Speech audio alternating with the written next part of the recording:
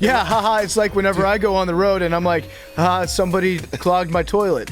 And you acted like you were making a joke, but No, it I was think really... you said it was probably the same person that clogged the toilet. Yeah. You know what's the craziest But I thought part? he was joking. Do you know Yeah, what the me too. Do you know what the craziest part is? Do you know what the craziest part is? That was before I clogged the toilet. Which okay. makes it even All right, worse yeah. because it's like I know myself so well that it's like you made a joke about clogging the toilet, then you went and fucking clogged the toilet, you fat piece of shit. On today's Part of My Take, we have Kurt Warner in studio talking some football with the Hall of Famer Kurt Warner. We also recap our trip to Buffalo, Monday Night Football. What an event, what a game. We talk about all of that. We have our good friend Jersey Jerry back for Bring Your Lunch Pail is what we're calling it. Bring your lunch pail. Yeah, Blue Collar Talk. Also, he's fighting in the Rough and Rowdy on Friday night. So we're going to talk to him about that as well at the end of the show. Hot Seat, Cool Throne, and we're brought to you by our friends at Dude Wipes. Dude Wipes. Use code TAKE15 for 15% off your entire order at dudewipes.com. Listen, I'll shoot you guys straight right now. This is the time of this year that you're maybe not eating your best, that you maybe need to make sure you're extra clean downstairs. Well, Dude Wipes has it all because Dude Wipes, if you need to maybe use something after the toilet paper to make sure you're actually clean, you'd be surprised how not clean you are. Dude Wipes will make sure that you are clean. They have extra large flushable wipes made with plant-sourced fibers designed to give your butt a cleaner, more refreshing finish than TP after dropping a number 2. It does. It feels refreshing. It feels like you just took a shower when you use Dude Wipes. Be prepared for any situation with Dude Wipes. They come in at home and on-the-go options. They also have Dude Powder and Dude Shower body wipes that are great products for those hot and sticky days. You can find everything on Amazon or Dude Wipes at Walmart or Target nationwide, or go to dudewipes.com. Use code TAKE15 for 15% off your entire order at dudewipes.com. Use code TAKE15 for 15% off your entire order at dudewipes.com. Go right now. Make sure that you're keeping that butt, that tuchus, shout out Mike Greenberg, that tuchus, nice and clean with Dude Wipes. Take 15 for 15% off your entire order at dudewipes.com. Okay, let's go.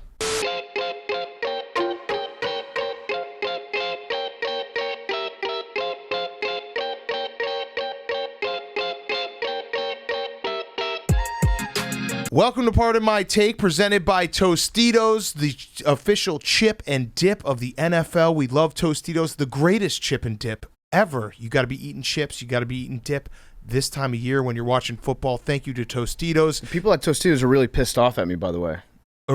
Yeah, why? Because you can't find Hint of Lime chips in New York anymore because I bought all of them. Damn.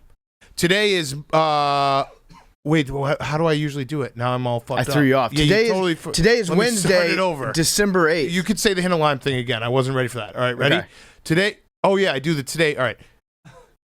Keep all this in. You totally threw me off. Yo, keep all this in. This is all the right, good here we go. stuff. No, bring it back. Say it Big again. Cat. Say it again. I'm ready for it. Ready? Welcome to Part of My Take, presented by Hey, Tostitos. Big Cat, you know that the people at Tostitos are really pissed off at Well, let me. me actually say presented by Okay. Tostitos. All right. Welcome to Part of My Take. So Tostitos hates me. Okay. Welcome to Part of My Take, presented by Tostitos, the official chip and dip of the NFL. Is Tostitos mad at you right now, PFT? They're really pissed off because you can't buy their product in Manhattan anymore. I bought all the Hint of Limes. They're Yes. really mad. Sorry, Tostitos. We love Tostitos. We eat Tostitos all the time. He's telling the truth right now. Mm-hmm. Today is Wednesday, December 8th, and I think we need to start the show with a word from our friend Henry Lockwood. The floor is yours. Listen, guys, I've learned a lot over the years. I know some things. I don't know some other things. Before yesterday, I was steadfast in my belief that weather doesn't matter. Wind is not a factor unless it's a tornado. And I was proven correct pretty much up until last night. Mm-hmm. But Bill Belichick, the wisest, smartest man in the history probably of this planet, one of the greatest leaders who has ever lived, taught me a lesson, and I'm okay with that. I'm willing to admit, because of what Bill Belichick showed me, that weather does matter. Okay. Wind can be a factor. Okay. And if it's windy, there might not be as many points. Weather Maybe. does exist. So, Yes. but that's still a maybe because when was the weather the worst? At the start of the game, at the I start would of the say. game. In the Most first points, quarter, yeah. most points were in the first quarter. If you're going to have bad weather, I think it's better to have really, really bad weather than halfway bad weather. Yeah, you're right. Like the wind, the problem with the wind is the wind got tired out. We needed more wind to keep it crazier. It was a wild game. We were there. We're going to recap our trip. But let's talk about the actual game first. So the Patriots, Bill Belichick, we should have been clued in when he wore the Navy football mask before the game. It is Army-Navy week. And then he went and attempted 3 passes the entire night, one of which I'm pretty sure Mac Jones checked out of a run. In the first half, they really attempted. They called 0 passes in the first half, but Mac Jones checked into that pass that he threw for like a 16-yard gain or whatever. Belichick was probably furious He he checked into that. Yeah, so they had a stretch where they had 32 straight runs.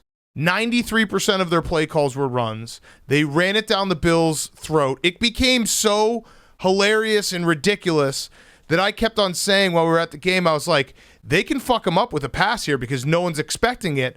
But then I actually think it reversed on it where it's like, no, they're going to fuck them up because they ran it when it was, I think there was like a 3rd and 14 that they ran it when everyone thought they were going to pass it. To set up that field goal. And they just kept on running it. Yeah, so the Bills got double reversed by Bill Belichick. Yes. And they started to be like, wait, now he's going to pass it. Surely he'll pass it now. And then nope, just kept running it. Like it was a crazy football game. It was something that I don't think any of us have ever seen, at least live, before. Yes. Whether like those conditions and how they affected the kicks, especially more field goal luck. By the way, Hank, for your New England Patriots, if they make that field goal on the second to last drive in the fourth quarter, which I still disagree with them taking it because we watched field goals be taken in that part of the end zone and everything got hit by like a brick wall. Yeah, so the ball would get held up. And then, as it would stop in midair, it would get pushed over to the side. Yes. No matter how hard you kicked it, especially Bass. The Patriots kicker seemed to be doing pretty well into that wind when he was warming up for the game, but Bass was really struggling with it. Also, but the Bills had the opportunity to either defer the kickoff or pick the field, and they deferred the kickoff. Yeah, that's true. Affected the second. That's that true. means they had to go on the bad field in the second and fourth quarter. The entire Bills. Belichick's a genius. Yeah, the Bills. Game plan seemed a little bit weird last night because there was very clearly one way that you're going, you can pass the ball, one way it's harder. You should be running hurry up when you're going with the wind. Mm-hmm. You should be using timeouts when you're going with the wind. You should be running the ball, which the Patriots did all game, but they especially did it when they're going against the wind to run clock and get the win in your favor. It felt like Belichick had control of that game from the jump. It felt like the Bills didn't, and I don't know if we want to, this is going to be tough because we love the city of Buffalo, but it's bad we were listening to the radio on the way out. It's bad for the Bills right now because they thought this was going to be the year they're going to win the AFC East. They won it last year, but this was a year like they're building something. They're contending for a Super Bowl. The Patriots come in, bad weather, beat them, and now they're still going to make the playoffs. But now, in a 4-week stretch, the Bills' season can kind of fall apart here by having to face the Patriots and Tom Brady. Mm-hmm. Like the Bills if you're a Bills fan, you just had the Patriots come into Buffalo, beat you for lead in the division, and then throwing the ball 3 times. And throwing the ball 3 times, and then what's your consolation prize next week? Oh, you have to go up against the quarterback that, as a team, the Bills or Tom Brady is 32-3 against. You're down real bad if you're a Bills fan right now because and especially not just the fans. I actually think that the coaching staff has the exact same sentiment and the same feeling that we heard on the sports talk show callers yesterday because Sean McDermott was getting so pissed off in his press conference. He's entered the Marsha phase where he's like, stop talking to me about Bill Belichick. I get it. Everybody loves Bill. I'm not bad. Stop talking about Bill like that. And so he's like, he's definitely understanding that he got outcoached a little bit last night. Yes. They should have done all sorts of weird stuff. You're right. They should have used their timeouts in the first and third quarters. Should have gone hurry up with the wind. They should have gone hurry up with the wind. Because Josh Allen could throw. They should have had Josh Allen throw the ball as far as he can into the wind on third down, send a guy downfield, and use that as a punt because you're not able to punt into that wind. Yep. It goes like 15 yards if you try. I said last night when we were in the booth, I really believe that it's true. Like this is that episode of The Sopranos where Artie Bucco saw his grandfather's recipe for rabbit and he was like, you know what? I'm going to rediscover my love for cooking. And then he made that after the restaurant started to suck. That's what Bill Belichick did with his dad's playbook. Yeah. He's like, these are the plays that my dad used to run. I'm going to blow the dust off this. I'm going to hand it to Josh McDaniels. And I actually think that Bill Belichick did not want to attempt a single pass last night. Oh, absolutely. He was forced into it at the end, and it would have been amazing. That's a regret that Bill Belichick's going to have. He's not going to have many of them at the end of his career, but he's going to regret not winning this game with 0 passes. If the punt return didn't get fucked up, I really think that would have happened. Yeah. Yeah, and I mean, Belichick is like in his element. I know that there's a camp being like, what, he didn't do anything special? Well, he harnessed the wind, and he was able to win a game. Like, we were joking on the way in that Belichick probably has an entire binder full of just like win games. Mm-hmm. If a win game happens, here's what we do. And you could just feel like it was a close game. The Bills defense, we saw the clip afterwards, Jordan Poyer and Micah Hyde being upset about the question, was it embarrassing? I think that was a fair question. Because you got run on. You got run on, and you got run on some more. The problem was then the reporter was like, in my day, we used to be able to ask those questions. Anytime you start a sentence by saying, like, in my day, you're already saying, like, it's not currently my day right now. But here's the problem if you're the Bills. Because the Bills' defense has been good, but I think there's a prevailing sentiment of, like, they've been good, but their schedule's been a little soft, so you don't know. So I've mentioned before, Stathole Sports, Jeff Henderson, who does these weird stats for us, he did a graphic, most runs in a row since 1999 called by an offense. Mm-hmm. The top 2 are against the 2021 Buffalo Bills. Last night, the Patriots called 32 in a row, and then Week 11 against the Colts called 24 run plays in a row. Damn. And if you look at what the Bills... That is embarrassing. That's embarrassing. And, like, literally, it's the entire graphic. I retweeted it. The graphic is most runs in a row, and it's in blue, it's versus the 2021 Buffalo Bills, and in gray, it's versus not the 2021 Buffalo Bills. And then it's the list of everything else. But the Bills have played 3 teams that can impose their will and run on you: the Patriots, the Colts, and the Titans. And all 3 teams have been able to run on them. The Bills also, in the words of a Paul Feinbaum caller, ain't beat nobody. Yeah. They beat the Chiefs, but that's before the Chiefs became the Chiefs. These Chiefs. Yeah, that was those Chiefs. Correct. And they were losing to a lot of teams that probably shouldn't be beating them nowadays.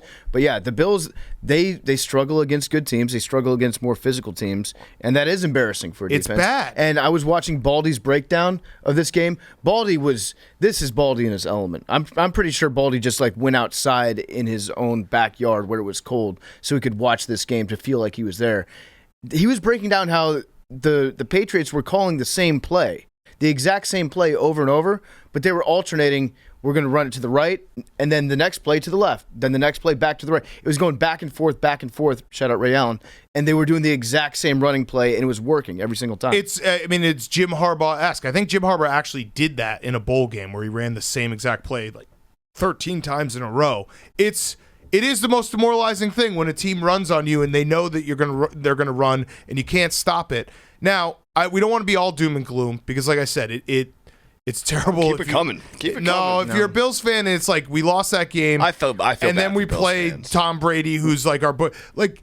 This sentence they had a good year run. This sentence shouldn't happen to the Bills because it's so painful to even say that the Bills' season is going to fall apart because they have to play the Patriots and also Tom Brady. Yeah, that sucks. Like they have to play back, 3 out of 4 games against the Patriots and also Tom Brady. You used to be able to get that out of the way in 1 week. Yeah, one full swoop. And it's just made it more painful for them. What was that one caller that we heard last night when we were leaving the parking lot? He said that it was like McDermott was playing checkers and Belichick was playing 3-dimensional Star Trek chess. I don't know if that exists, but it exists in their mind. And so, all right, so let's do positive for the Bills because you still are going to make the playoffs. You have to play Tom Brady. Is that confirmed? Well, they have games against the Panthers, Panthers, Falcons, and Jets all at home. Still left on the schedule. Would have been nice to beat the Jaguars. But I think that you can comfortably say that the Bills will get to 10 wins, which should get them into the playoffs. And maybe you build something. Maybe you get hot at the right time. That game sucked. It also just sucks because like we had a bunch of Bills fans sitting with us. Shout out Benny the Butcher and Tony De Niro. They were sitting with us, and Pizza Pete. It was like they basically kept on turning to Dave Feidelberg and Hank, and they're like, "We need this. We need this." Not like they were almost asking for permission to win that game. And I went up to Pizza Pete, who, if you don't know Pizza Pete, he's part of a huge tailgate in Buffalo. He cooks pizzas out of a filing cabinet. Great guy. I was like, "Sorry, Pizza Pete," after the game, and he was like, "Life goes on." I was like, "You've done this before." It's sad. We were walking out to the car, and me and Fights walked past one of the pizza stands that they had set up in the concourse there, and it was just this woman by herself sitting on the counter, staring down at the ground right in front of her, not blinking, not saying a word, just misery. If Norman Rockwell got really depressed, that's exactly what he would be painting. It was very sad to watch the disappointment in Benny's voice when he was like, "Come on, guys." He was literally doing the do something. Yeah, right. The poke it with a stick. Right. That's what he was saying. Please. That's what he was like, "Come on. Like, this is supposed to be our year." But the spin zone for Buffalo is, I guess, now it's time where you can circle the wagons. Yes. You don't circle the wagons when times are good. Well, no, but seriously though, if they go down to Tampa Bay and win this game on Sunday, they're okay. You know what I mean? Like sure. you have a chance right away to change it. And Would you say the it's a Bucs have a make or- running back that can run the ball? Oh fuck, they do. Playoff Lenny. Shit. Okay, so the week after, no, that's the Patriots again. The week after, no, that's the Panthers. The Panthers. Yep. You beat the Panthers. You're not a fan of L. Ron Chubbard? The Panthers have given up. They have. They fired our offensive coordinator. Who's calling plays? Yeah, and Christian McCaffrey's probably out for the year. They've given up. He is. The Bills are going to make the playoffs. If you're a Bills fan, maybe this will be the start of the DVD. Like, couldn't be lower, right? Couldn't be lower than Bill Belichick running 32 times down your throat. If they go 2-1 against Brady and the Pats, and if they win against the Brady and then against the Pats, then they're back. They're gonna have a completely. But that's a tall task. They need to do something. And it seems like the locker room is falling apart. No, I don't know about Come that. on, what do you mean? It Hank. seems like Don't- the locker room. all right. You never know what's going on in the giving Hank locker too room. much. Yeah, You never know what's going on in the locker room. Hank, and here it we could go. be- Here no, we go. here's the fact. It's either a situation where they're going to come together, start of the championship DVD. You know, you've had a bad game. The team comes together. They come back and they have a good end of the year, or they are falling apart and they're going to get killed by the Bucs. But I think you're not going to know till Sunday. What they could do, what if Cole Is that Beasley fair? just went and got vaccinated? I was take one for the team. I'm ready to go, boys. I think. Yeah, We're that's rallying off. I mean, that would be the equivalent of Rudy. He walks into coach's office and lays his vaccination card on his desk. Wouldn't that make Cole Beasley the greatest teammate of all time if he's like, I'm not getting vaccinated? People think I'm not getting vaccinated because I don't believe in the vaccine. I'm not getting vaccinated because it's an ace up my sleeve that I can rally the troops whenever we need it late in the season. Okay, if we're being honest, and I'm not rooting for this, but if Cole Beasley were to get vaccinated and he was one of the 0.5% that had a really adverse reaction to it, and so he's like, I was right, I shouldn't have gotten vaccinated, but he was holed up in bed for the next 2 months. Yeah. Then the team rallies around Cole. Yeah, good point. For doing that to try to protect them. Good point. Good point. He's looking out for you all along. Again, I'm not rooting for that to happen, but it would be poetic if it did. The season's not over for Buffalo. It might feel like it.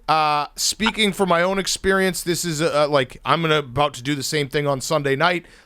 There's nothing worse than just feeling helpless against a division rival. It's meet the old boss or meet the new boss, same as the old boss kind of feeling to it.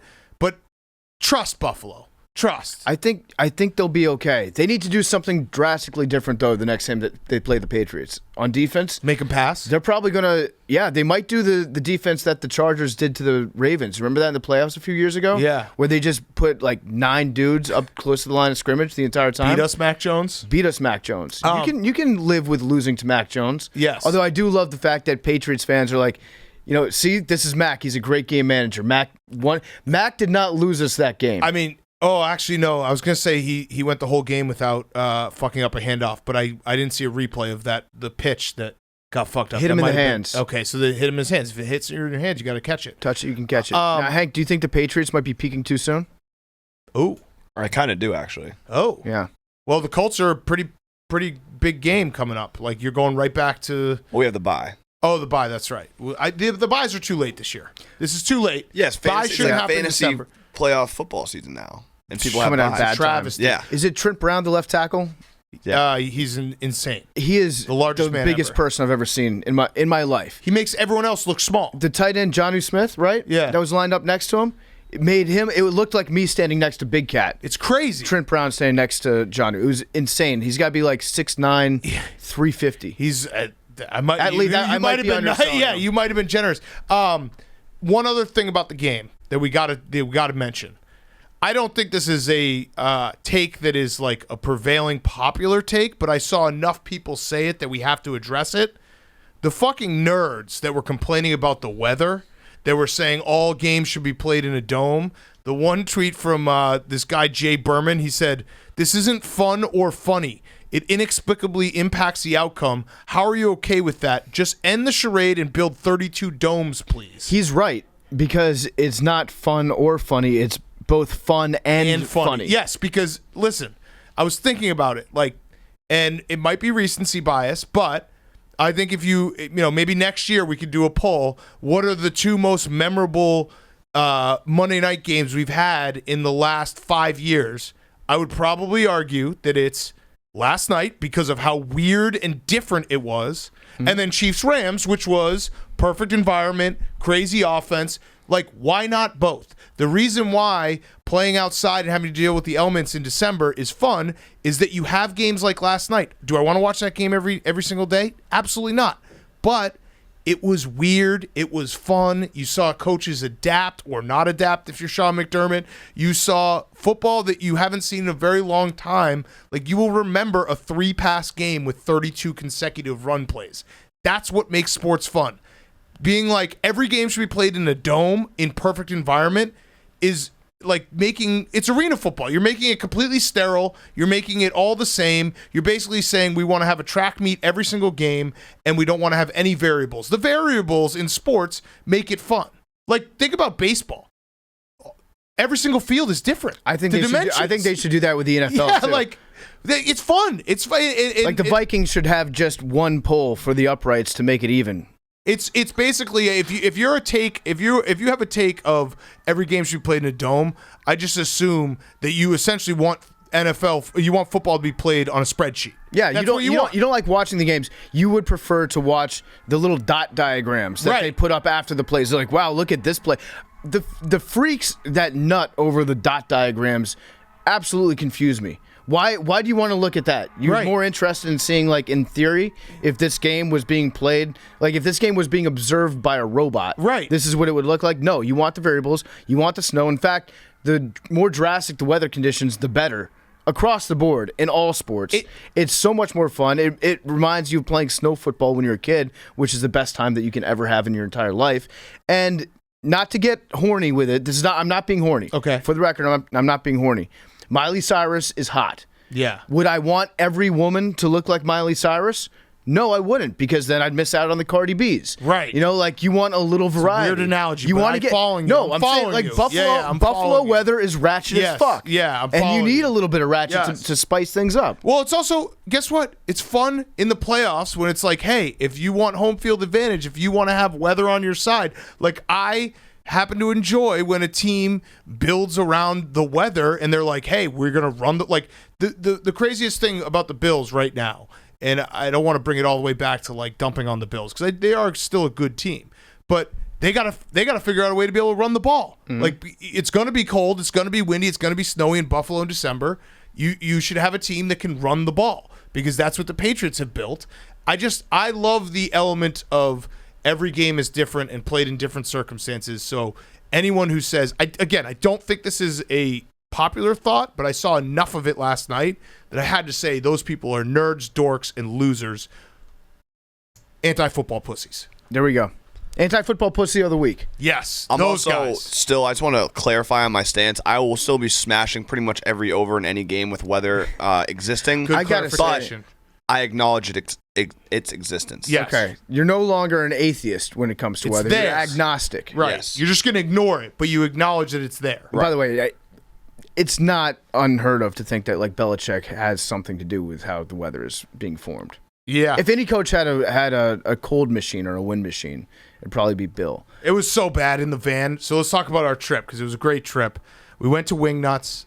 Great to see Ed and Alicia. Thank you to everyone who bought a shirt or a sweatshirt. We raised, I think the total, if you saw the check, it was like $15,000. I think the actual check I gave to Ed was like $16,500.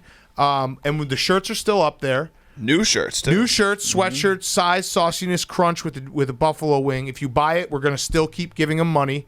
They said, what'd they say to you, PFT? They said that they've been sold out since we visited in August. They've been sold out every single day except for 11 days before they even opened. Crazy. So they sold out every day, obviously. Yes. But before they even opened up for business, they weren't able to take orders except for 11 days since August.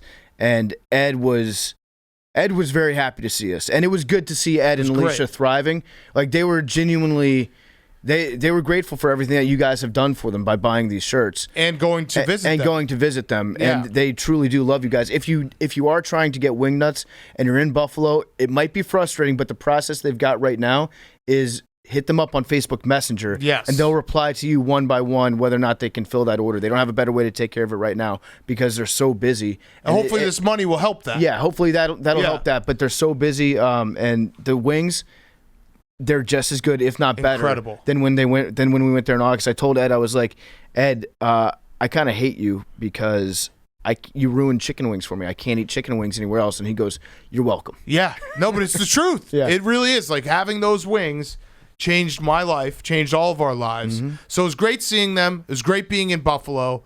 Every time we're in Buffalo, the people are very, very nice. But what I was going to say was, so we went to Wing Nuts, then we got in the van and we went to the game. And in the van, it was essentially like a podcast that we were doing just out loud, talking about how the wind doesn't matter and the wind doesn't exist. And then we all talked each other into taking the over. Which was very, very stupid. You guys talked me into the dumbest bet. It got the dumbest over. It was just funny. Well, I wasn't going to take the over, but then you were like going with my theory that wind doesn't matter. I was like, well, I can't not get in on this. I retired from gambling, and you assholes talked me in to taking the stupidest bet of all time. Not in the first quarter. No, it felt awesome in the first quarter. At one Mac point, Jones it was threw 3 passes. Wow. He threw 3 passes, and you guys brought me back into the gambling game. It was electric, though. For that moment that we thought we could basically call out the entire internet and be like, the wind doesn't exist, you fucking idiots. That was a moment I'll always have, because I really was. Like, I was mapping out in my head what I was going to, like, do a video being like, haha, fuck you guys, the wind is a fucking pussy, we own the wind. It would have been incredible. But no, it didn't happen that way. But yeah, the stadium is cool. That was the first time we've been, or PFT and I have been in the stadium. Hank, you've been there before. Ate so much. Every time we go to Buffalo, shout out Lenova Pizza. Awesome pizza. Buffalo has the best food. It's incredible. Maybe the most underrated food, but it's all food that's designed to keep you warm as you eat it. And happy. So it's like gravy, pizza, and wings. Those are the 3 main food groups in Buffalo. Yeah. And that makes for a very happy population. Some guy licked your nipple. Some guy licked my nipple. Mm-hmm. I wonder what he was doing today. Yeah. Probably brushing his teeth. Wonder if he had like a girlfriend that saw it and was like, what the fuck? I had a Fire Fest that I'll save for Friday. But I had a Fire Fest in the stadium. Shit your pants? No. I'll just say it because it's ridiculous. Did you guys use the bathroom? I did, yeah. So I went and took a shit because we went in there early, and someone clogged the toilet. Oh, my God. There was no plunger. So, right did you have to go get one? No, so... Spider? I don't want to say this. No, I'm a resourceful guy. Oh, my God. I've been in this spot before. Oh, no. If you notice, the trash can next to the toilet had, like when you're in a stadium or an airport, and underneath the bag, there's like 17 bags. Mm-hmm. So they can just like bag it up and it's already there. You gloved up? I took one of the bags and I... shit mitts? I plunged the toilet with my hand in a bag. You fisted your own shit. In a bag. Well, it wasn't the... No, you fisted your own shit. No, the shit didn't clog the toilet. It was the toilet paper after. I got one good flush in. Okay. And then it was the second flush, which always does me in because I never... Dude, I'm in a stadium. You'd think stadium bathrooms would have good flush. We got to talk to you about toilet paper management. Yeah, that's what I'm starting to think that's what it is. Yeah, Big Cat, you know what? You waste paper. You're a paper waster. I don't know. I was... Dude wipes. Yeah, Dude Wipes. Great. Take 15. Go right now to Dude Wipes. I actually need to start traveling with Dude Wipes because that is absolutely true. So Yeah, that was, but no one noticed because it was a shared bathroom between two suites that was in the hallway, so it would have been a disaster if someone had come back because I was gone for like 20 minutes. It would have gone back to who it was. Oh, yeah. Quickly. Wait, Big Cat, was that like... So you remember when I spilled that drink right when we got in there? Yeah. And I was like, oh, somebody spilled a drink. Yeah.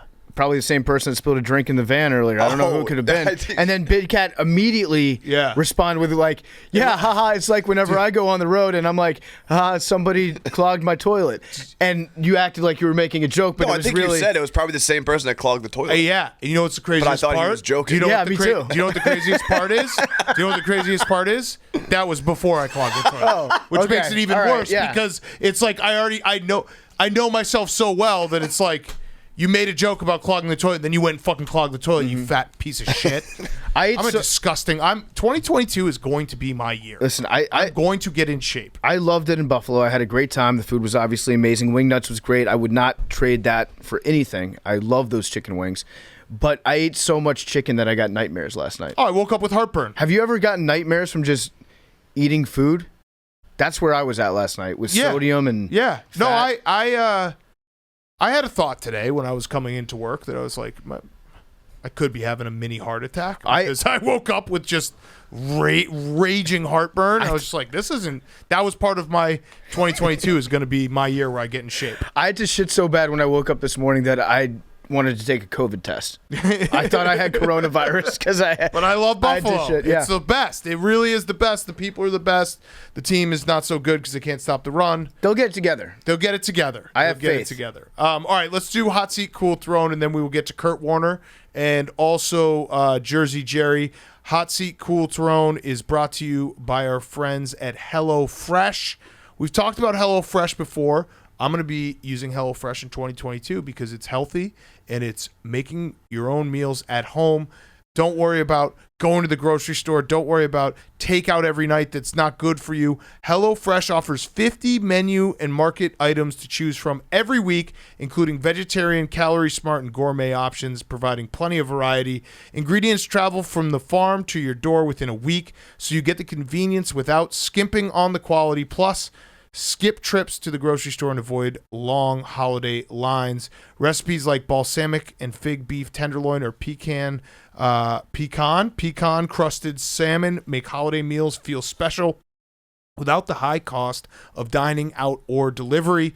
There's nothing better than cooking at home. It really is the best. A nice home cooked meal makes you feel good.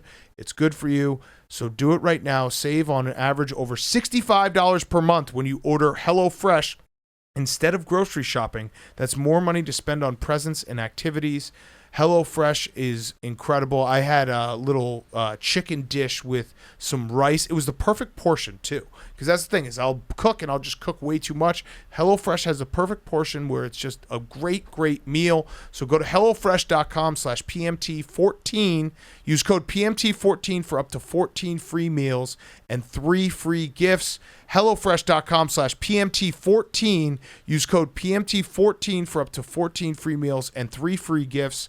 HelloFresh.com/PMT14. HelloFresh, America's #1 meal kit. All right, Hank, Hot Seat Cool Throne. My hot seat is the Manning cast. Ooh. Joe Buck put him in a body bag. Yeah, he did. Peyton Manning specifically. Our guy Joe.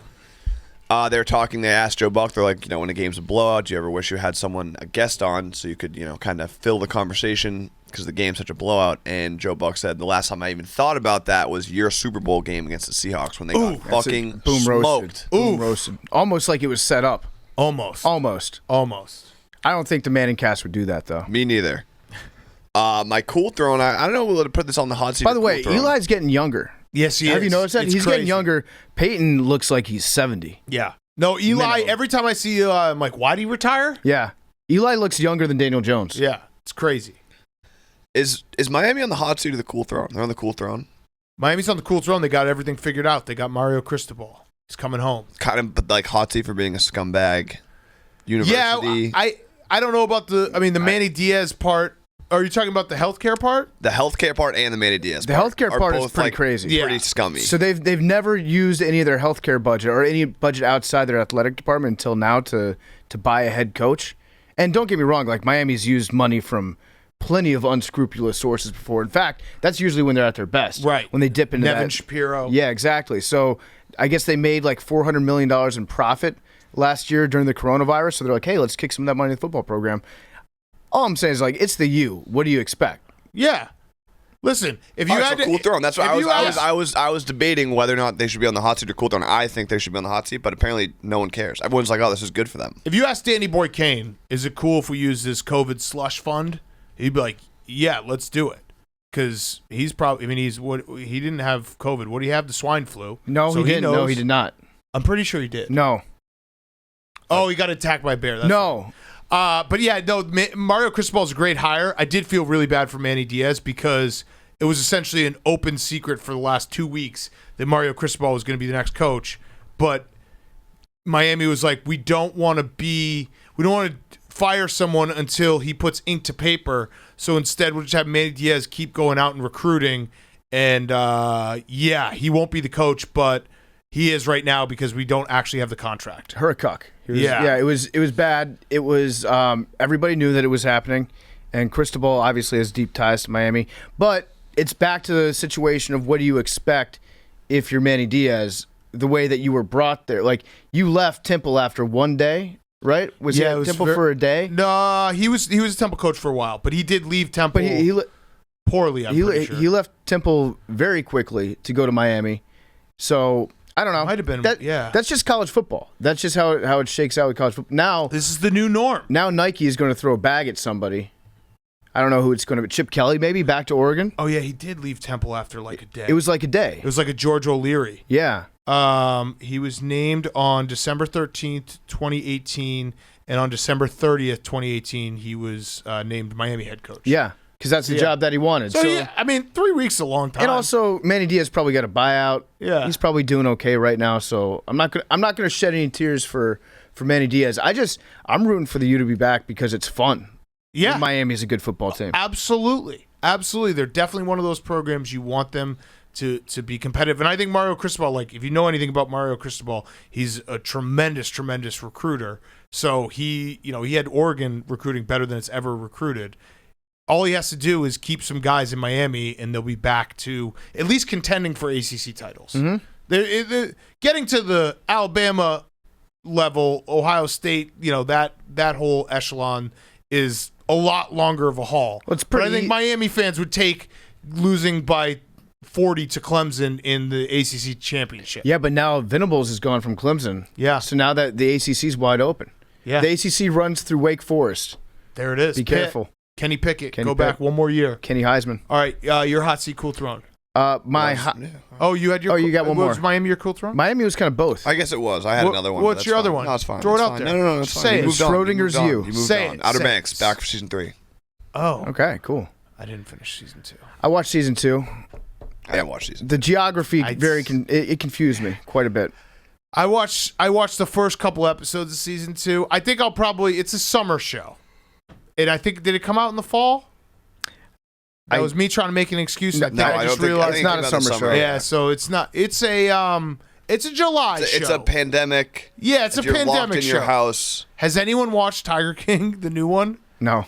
I'd love to interview not the Tiger King people, but anyone who's actually watched the new one. The second one, see if it tied up any loose ends. Yeah. And we will be doing our Succession recap on next Wednesday's episode. Or Friday. I haven't watched. Yeah, we didn't watch, obviously. I'm like 5 episodes behind. No, you'll get there. The deal is almost done. All right, PFT, your hot seat. I'm 5 episodes, but I have no interest in really. I won't catch up, but I'm probably just going to wait. Yeah, I love doing that. Binging. Finish them all. Yeah. Mm-hmm. My hot seat is Bob Baffert. Yeah. Because Medina Spirit, RIP, was a good horse, was a very fast horse. Now all sorts of rumors are swirling around about Bob Baffert, what the percentages of performance-enhancing drug that he may or may not have been using on Medina Spirit this time. But this is like his 10th horse that's died recently. I think he's had a lot more than that. Like, maybe not recently, but I saw some things being said that Bob Baffert has had a lot of his horses die in the last 20 years. Now, but it happened at the Santa Anita racetrack, right? That's where every horse dies. Yes. Why would you let your horse race there? That's a good racetrack. It's just bad luck. Yeah, but it's like letting your football team play in Landover. Yeah, it's actually Soldier Field might take the cake. Did Did you see? It's basically a constant arms race. Which field can be worse, Landover or Soldier Field? There was a clip of the grounds crew just throwing sand onto the field on Sunday against the Cardinals. And Heinz Field is in that conversation too. Yes, it is. That's the best that time of year where they just dump sometimes just kitty litter on the field and then they spray paint it green. Yeah, it's like so it's bad. Grass. He just wasn't even trying to hide it too. Yeah. Just like, throw some sand on it. But Medina Spirit, R.I.P. I liked Medina Spirit. Yeah. Didn't we we apologized. We had Medina Spirit on the podcast. Yes, we did. With Randy Moss. Yes, we did. Yes. And so that horse got a bad rap. Hopefully in death its name can be cleared. I know it kind of wasn't in life. A lot of people held on to those false allegations that we proved to be false. Yeah. Someone write in Medina Spirit on your MLB Hall of Fame ballot. It's a good idea. While also keeping off Roger Clemens and Barry Bonds and David Ortiz and A-Rod. Are you saying maybe it'll become a baseball? Yeah, maybe. Yeah. All good horses do. That's right. All right, your cool throne. My cool throne is fullbacks. Yes. Fullbacks are on the cool throne, not just for what the Patriots did last night. That was a great fullback game. It was. Some of those trap blocks, some of the kickouts from the fullback, outstanding. But we're announcing the finalists for the Lowman Trophy on Friday. We've assembled a bigger committee this year than we ever have in the past, led by new addition Patrick Ricard. Nice. From the Ravens. He is now on the committee, as Billy calls him, the Kool-Aid man. I told him that Billy respects you more than any other football player just due to your mass. Love it. And he's a fan of yours, Billy. I love that, Ricard. I just made that last part up, but I'm sure he likes you. Definitely likes you. Definitely likes you. We've got the finalists ready to go. We're going to drop a video on Friday. Yep. Presenting to you the finalists for the Lowman Trophy for the nation's best collegiate fullback. And then at the Barstool Arizona Bowl, last week of December, we will be making the announcement. We will do the trophy ceremony. We'll do a live stream down there. It'll be great. So the Lowman Trophy, most important trophy in sports, is officially back. And the official ballots will be going out at the end of the week to all our voters. I love it. I'm very excited for it, especially make sure you check out Army-Navy because that is the fullback game. Fullbacks, it's America's game, but it's also the fullbacks game. It is. All right, my hot seat is Horny Dudes Online. Fuck. Nope, you're okay. You're in the clear, PFD, on this one. Jared Goff's girlfriend, there was a video. She was doing an SI swimsuit shoot when the Lions won. And I saw Rappaport and Trey Wingo just being like... Do you see who liked Rappaport's tweet? Oh, no, Trey's. It was Trey Wingo's tweet. Who did? Guess. Ravel? Nope. Oh. Somebody who should not be liking this tweet. Wait. Who? Somebody who needs to steer closer to the light and farther away from temptation. I don't know. You're always alone on Twitter. What? Dan Orlovsky. Oh, no. Yeah, Dan. We need to have an intervention, Dan. We need to pry your phone away from your warm, sticky fingers, Dan. Damn, Daniel, back at it again, watching clothed women's boobs online. It was very funny, though, because it's just a great test. It's essentially like the end of a golf tournament. Like who can hold themselves back from saying boobs in football. Yeah. Like this is sweet. Yeah. It's literally just whoa, those are tits. Mm-hmm. Yeah. Comment. Well, you could make that argument, but you could also say like maybe the people accusing Ian Rappaport of being horny online are actually the horny ones. True. Because maybe Ian was just like, this is a cool moment seeing Jared's girlfriend watch the Lions win a game. Yeah. No, Trey was very horny. Trey's horny. He was admittedly horny. And Dan was very hornier. Yes. But yeah, boobs and football. And then Cool Throne is us. Boys, we've done it again. I don't know how many years in a row, but the Big Lead has given us the award of Podcast of the Year, Sports Podcast of the Year. On our 500th episode, no less. Incredible. So thank you to the Big Lead for giving that to us. What? 1 second, Jerry. Yeah. Thank you to the Big Lead for giving us that. We're not going to win next year. Yep. Thank you to the Big Lead for giving us that award. We take it very seriously. As you could probably tell from the start of today's show. Yeah, we appreciate it. So the Big Lead, shout out. We got Podcast of the Year award. We don't really like to take that much time to reflect on any of these awards because for the most part they're just, like we said about the iHeart thing, just a contest to see who will go to the award ceremony. Correct. And they're pretty much for phonies. But for this one, I feel like we should make one exception here where we can just take this to say fuck you to all the haters and suck my dick. Yes. It is funny to give us the Sports Podcast of the Year award when the show, the first 10 minutes of the show is debating whether wind exists. Yeah. That's our sports analysis. Yeah, but nobody else is dumb enough to pull that off. All right, Billy, your hot seat, cool throne. Nice Matt twinsies today, boys. You guys plan this? The merch is just so great. It's very the cute. Barstool Sports store. Plenty of hoodies on sale. But I don't think we have those anymore because those sold out. We actually don't have those. But twinsies. Great merch. You're just flexing on our listeners right now. Sorry. Hot seat diamonds. Turns out there's a bunch of new diamonds that are fake, but no one can tell the difference between those diamonds and the new diamonds. Okay. They're coming out of China. De Beers is totally, panicking because now diamonds have no value. So hot seat diamonds. I love this. Mm-hmm. You know what's also certifiable? What? Pressure. NFTs. Oh. Because Big Cat's tits. now Thank you. NFTs are kind of more valuable than diamonds. Think about it. Did Good you point, see? Billy. Did you see RG3? He was calling. I think he was calling the big. No, he wasn't called the Big 12 championship. It was the ACC championship. His keys to the game was no pressure, no diamonds. Yeah, I own that. But he reversed it because he was like, not talking about the pressure of the game. He was saying if you don't get pressure on the quarterback, you don't get a ring. That's as great. ACC champ. That's why he's it was the a best. great hezzy. I've seen a lot of takes about RG3 and his performance in the booth online, and nobody thinks he's just okay. Yeah. Everybody either wants to shoot a bazooka up at the press box and explode him, or they just want to bring him down onto the field and put him in the Hall of Fame right now. Yes. For broadcasting. So Yes. I don't know what to think about RG3. I think that's good. Except RG3, please come on the podcast. Yeah. We'd like to have you on the show. I know we've flirted around it a little bit. Come on the podcast to discuss RG3. Yes. My cool throne is Tyron Woodley.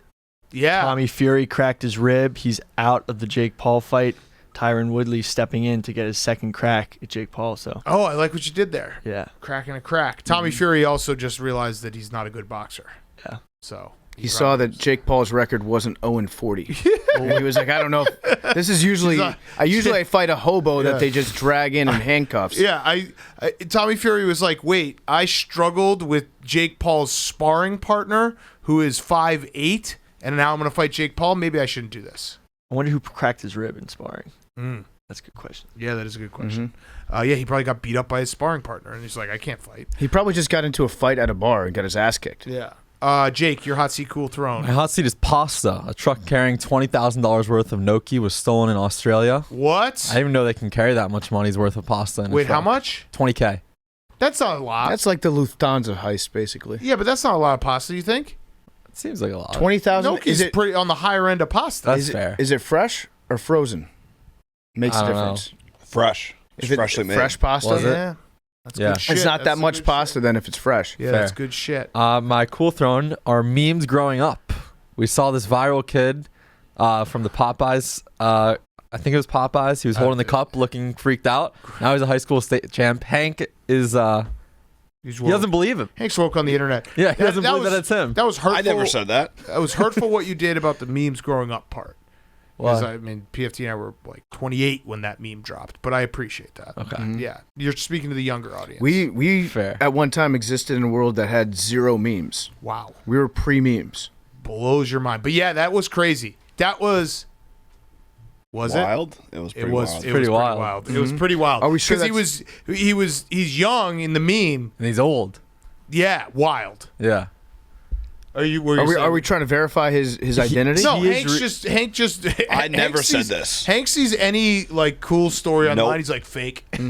I never said that. It's good to be skeptical. He's been replying to a bunch of the places that have been posting him saying, yeah, no, it's actually me. It's actually, speaking of high school football, the game this guy won No, we weren't. was actually, well, he won the high school We're football. talking about But this memes. game, this East Orange, New Jersey State championship game was insane. They were in overtime, and the quarterback did a QB sneak, fumbled, and they returned it 99 yards. Like 100 yards for the state championship. That is crazy. Speaking In overtime. high school football, shout out to Situate, Mass. High school state champions. That was an awesome segue. Like But it's an no, high that school is an football. insane, like a 99-yard scoop and score is crazy. in overtime to win the game. It was insane.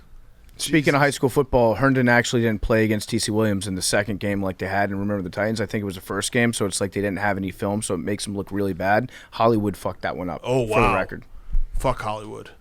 bunch of Fuck 'em. phonies. All right, let's get to Kurt Warner. Good hot seat, cool throne from everyone. We got a quick word from our sponsor, though, before we get to Kurt Warner. Yeah, before we get to Kurt Warner, I want to talk to you about our great, great friends over at Movement. It's almost the holidays. Holy shit, guys. This is, you know what? Public service.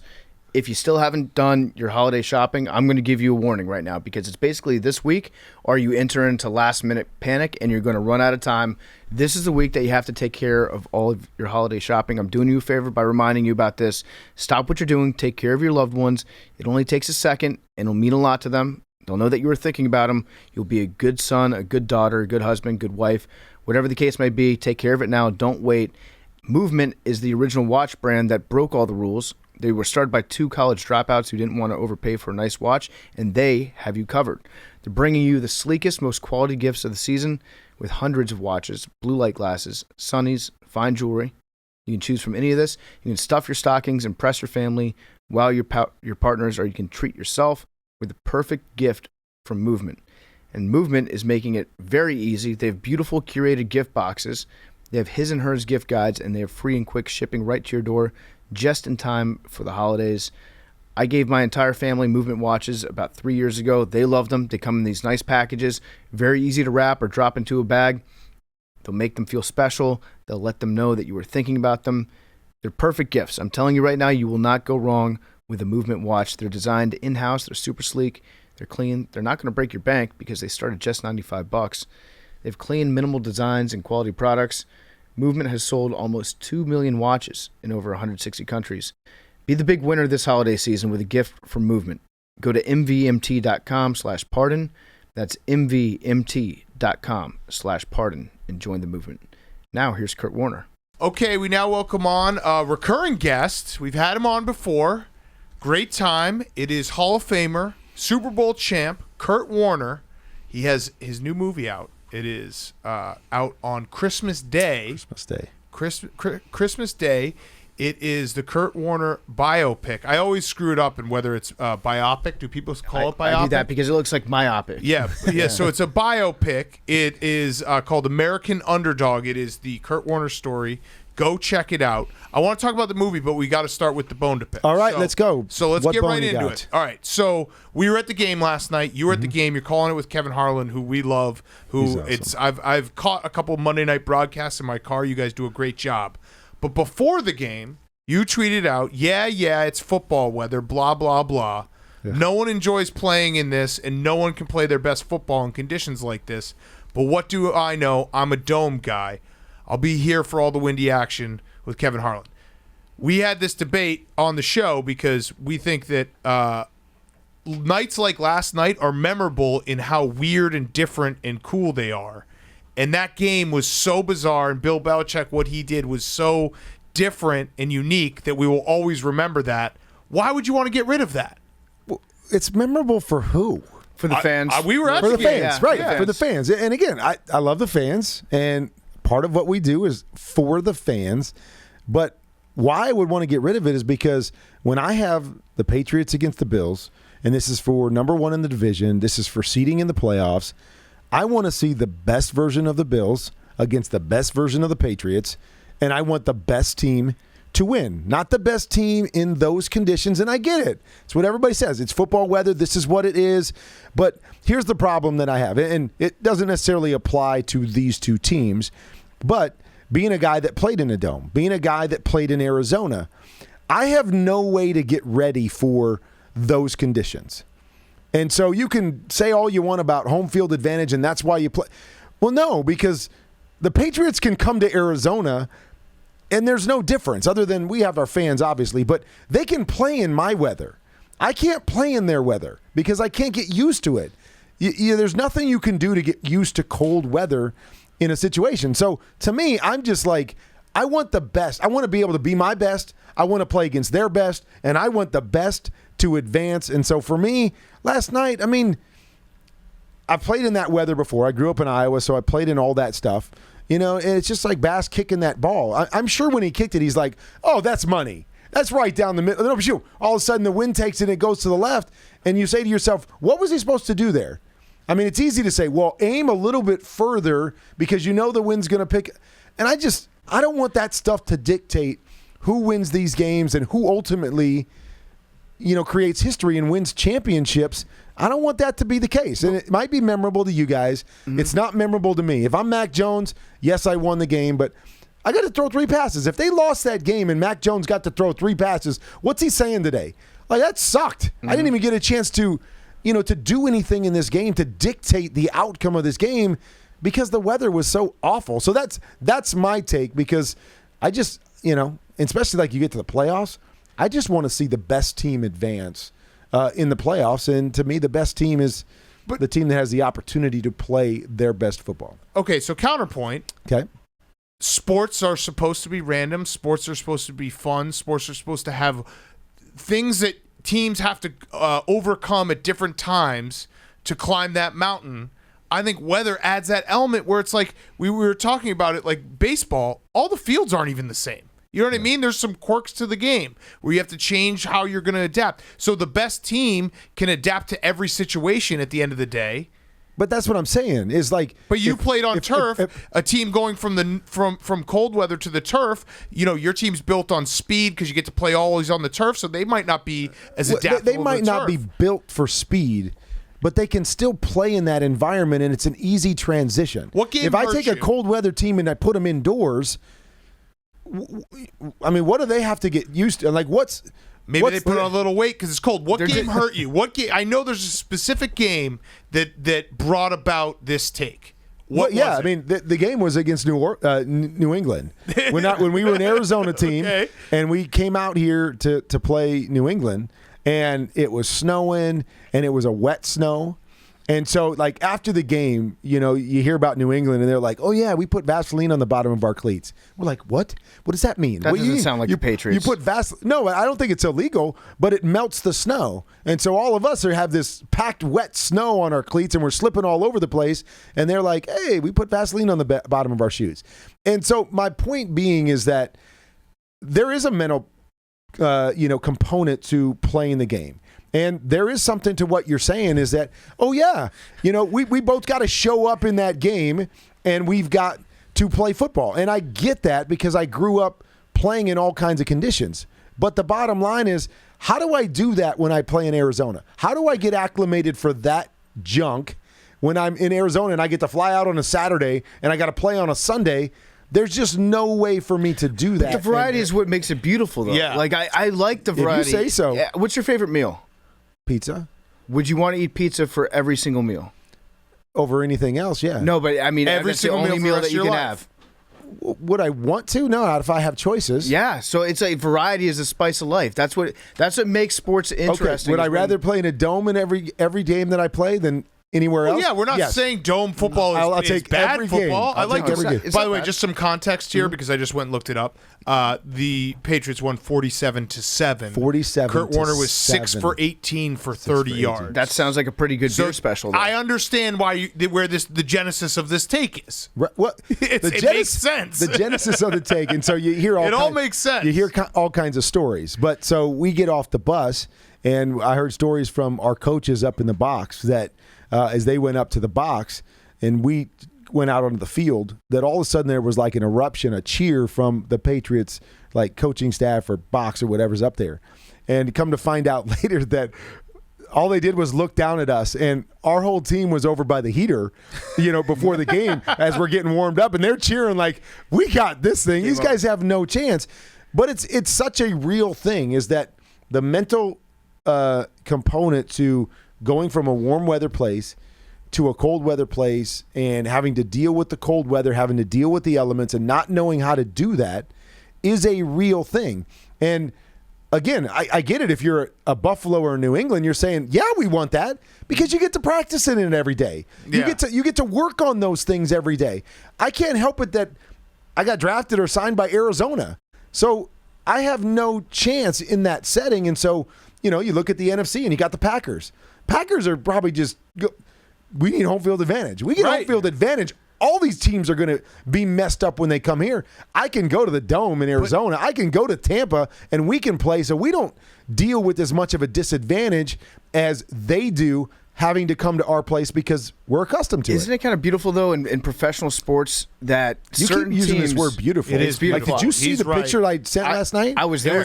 We were there. I was at the game. That was I was at the game. It was gorgeous. We were also in a suite. It was gorgeous. That right now. I was wearing a T-shirt. It was actually inside. so hot in the suite we had to open up the windows. Yeah, no exactly. But isn't there's something great though about in professional sports that certain teams take on the identity of the city in which they're located.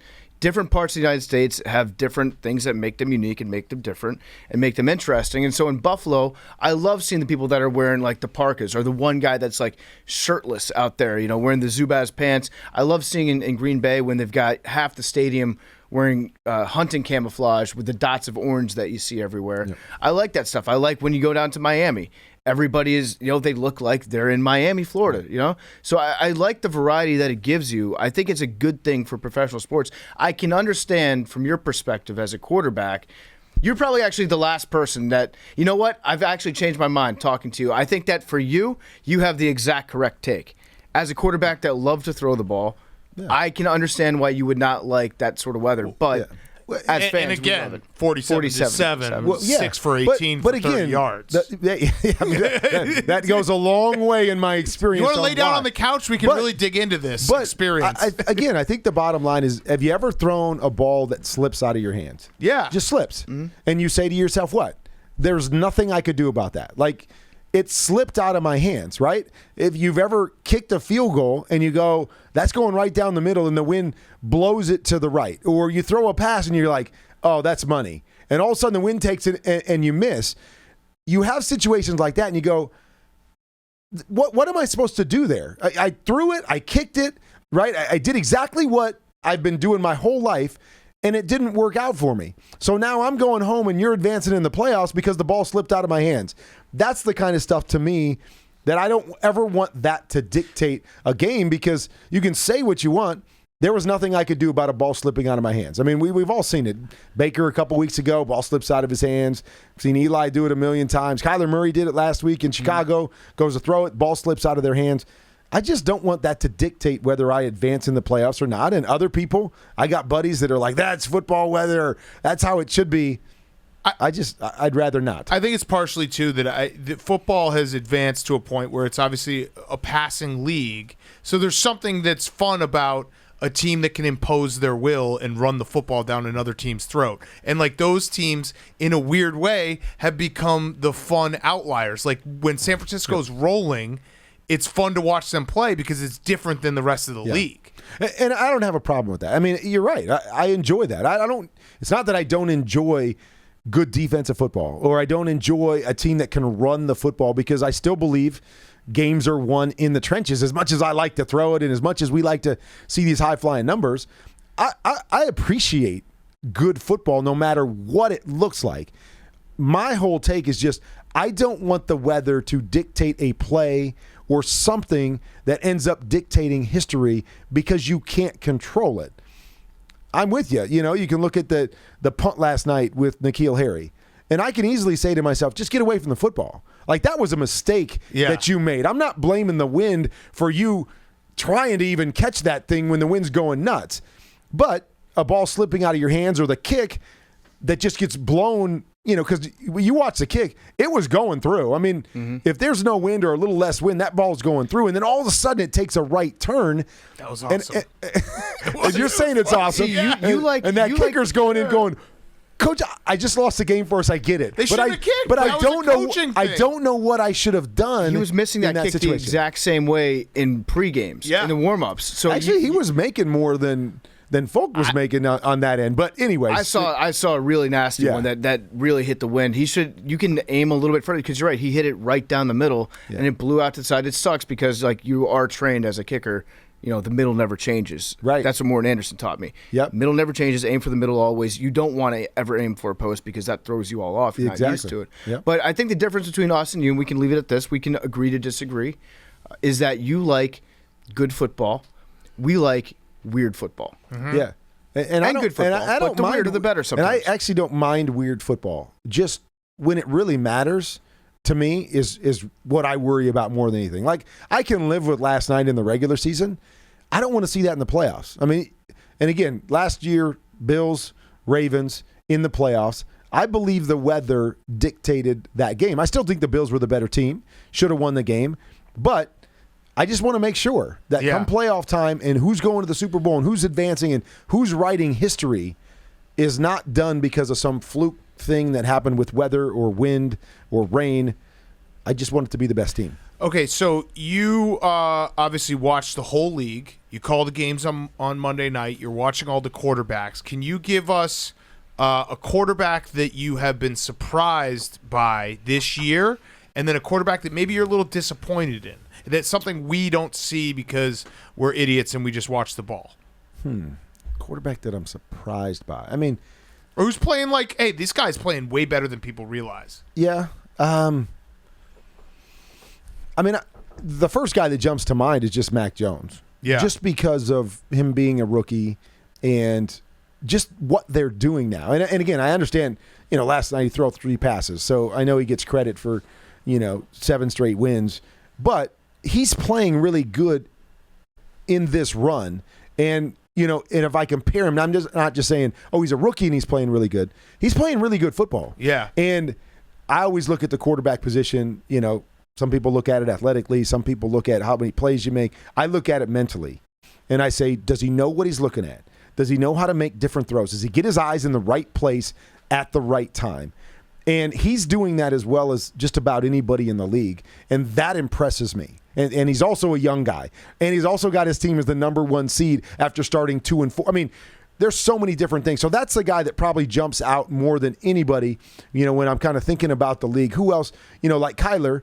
Kyler's playing great. Yeah, he is. But you kind of saw this coming. It was every year has been a little bit better. So he's a guy that I would say, he's playing really, really well. But, it's not a big surprise to me. And so I'm probably going to say Mac when I think about the playoff teams and who, I would have said if you give me all those teams. Yeah. Who would you say is probably at the bottom? I would have probably said Mac Jones, and I don't think he's at the bottom. He's playing really well. From the other side of things, man, I think you could pull a lot of guys out. There are, yeah. I mean, Baker, I was hoping he was going to take that step, and he's still wildly inconsistent. Kirk Cousins, another guy. You're just like, come on, man. Like, at some point, we've got to turn this corner, and we've got to get there and take that next step. Jimmy Garoppolo, another guy that it's just like, I so much want these guys to turn that corner and become that guy, and then every year it's kind of the same thing with those guys, and it gets to the point where you're like, okay, that's got to be what who they are more than I can keep hoping for them to change. So those are a few guys on teams that I thought were going to make that push, and I know everybody's still alive, but I don't have a lot of hope for those teams because their quarterbacks are so up and down. Well, you got to grade Kirk Cousins on a curve too, because I think if he was getting paid $10-15 million a year, he's playing pretty well for that contract, right? But because he takes up so much of their salary cap, limits what else you can do with all that money, then you're like, well, I'd like him to be able to make some throws that aren't perfectly there for him. Yeah. I'd like him to be able to take some chances and win some games for us. Yep. And Kirk he's never going to be that guy, I don't think. I think the body of work that we have on him, and we get a lot of crap from Vikings fans, but we've been very right on Kirk Cousins. Yeah. I watched him as a Washington football team fan for years, and this is what you see is what you get with Kirk. It's not going to change. And you make a great point because Washington saw it, right? I mean, they paid him a lot of money, and they gave him the franchise tag a couple times. But ultimately, they said, we think we know what Kirk Cousins is. And that's not a bad quarter. I mean, no. I watch Kirk play, and I say to myself, and what frustrates me so much is that he makes throws that there's only a handful of guys in this league that can make. And he'll make them consistently. So he's talented. But then he can never just flip that switch and get his team over the top. And I think Washington just said, hey, we're not in for the playoffs. We're in for wanting to win championships. And that means we might have to go another decade without finding that guy. Yeah, but Kirk's not that guy. Right. And so we're going to go a different direction. And that's the question. I've been talking to a whole bunch of people about Baker. Yeah. That's going to be the question on Baker, is that he may not be that guy. I mean, and let's be honest, right? How many guys are there like that? How many guys that you can build around with with their right arm? There's 5, there's 6, maybe. Well, left arm, Tua. You didn't say left arm, right? My bad. Part of Tuna. He's been crimson pilled. Yeah. Yeah, but you know what I'm saying. There's only a handful of those guys. So then your next decision is: are we okay with a playoff guy? Are we okay with a guy that's better than what we've had, but we're going to settle for a team that probably won't ever win a championship? while they're with us, and unless they change or unless the team is perfect around them. And again, it's not a bad problem to have because these guys are good. They're one of 32, talking about the best quarterbacks in the world, but they're not Aaron Rodgers and they're not Patrick Mahomes and they're not Kyler Murray or Russell Wilson. They're not those guys. And so it's a tough place to be, but most teams are there. Yeah, so my simplistic view of the NFL is always, I'd actually argue that it's less than 6 guys because the way I always view it is I'll actually say 3 guys right now, Aaron Rodgers, Patrick Mahomes, Tom Brady, that can elevate a team and make up for a team's deficiencies. Yep. And then everyone else to varying degrees needs their team, like, things to be Some right. sort like, of help. Kirk Cousins is a guy I always would say is like everything's got to be perfect around him. The offensive line's got to be good. They got to be able to run the ball. Like you see it with Jimmy G. When the running game doesn't work, the passing game falls off. So it's like that next group of guys that if everything else on the roster is good, you could get to a Super Bowl. But it's got to be great. And so the big question is, like, can you find that guy and then pay him less? And I don't know if that's the answer. I don't know if that's like if anyone has been able to figure it out. Like, we have a guy who is good, not great, and we can go to him and be like, "You're good, not great. Right. You get $20 million, not 40, and we'll get you a good defense and offensive line." It's exactly what I've been talking about all week. Yeah. We can't slot guys anymore. Right. You know, it's not good enough that I say, "Hey, Baker, you're 11th in the league. You're 11th best quarterback in the world in our opinion. So that means we're going to pay you $22 million a year." Right. And he's like, "What are you talking about? I'm better than 20 other guys, so let me go into the free agency and I'll get $40 million a year because I'm the next guy up." Right. And you're right. It's kind of messed up our league, I think, because it affects the ability to, now I was talking to some different reporters, and I was saying, let's say a championship team has to get to the number 20, right? So now you've got to figure out that 20. And if your quarterback's a 7, and you got to get 13 more somehow with your team, can you pay him $40 million a year because he's a 7? If he's a 13, I can pay him $40 million because now I only need to get 7 more points. Whatever that, however you play that out. But that becomes the whole dilemma, is that these teams get handcuffed paying a quarterback that's probably not that guy to carry them, and then they're stuck never becoming a championship team because they can't find that ratio. Yeah. One college quarterback that we had on the show a couple weeks ago takes after your own heart, Kenny Pickett. So he's a 2-glove guy. I like it. Have you had a chance to talk to him? I have not. Because he listens to this show. So does he? Yeah, I actually reached out to his coach because I have a little relationship there and passed my number on. So Kenny, if you're listening, anyone who's not available, coach has my number, so he can reach out anytime. Do you have any advice for him? Just like, have you seen him play? Only a little bit.